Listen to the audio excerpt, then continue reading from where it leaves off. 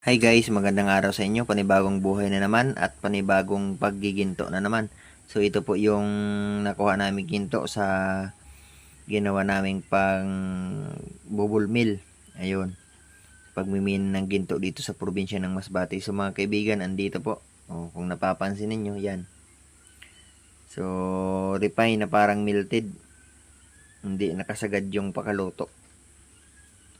Yan. Yan. So, malaking pera na ho yan ginto na to mga kaibigan. So, sa mga interesado at sa mga gusto na magkaroon ng ginto, magpagawa ng singsing, kwintas, at mga alahas, so pwede nyo po akong i-contact para makabili po kayo sa amin. Ayan, at may mga kilala rin po akong pwede mabilhan.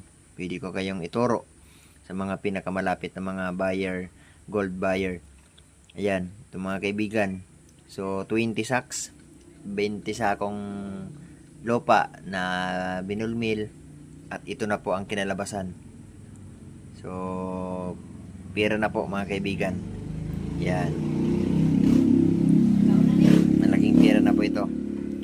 This gold is 5.4 grams. So, 5.4 grams po ito mga kaibigan. Ayan po. Yun lamang po at maraming salamat.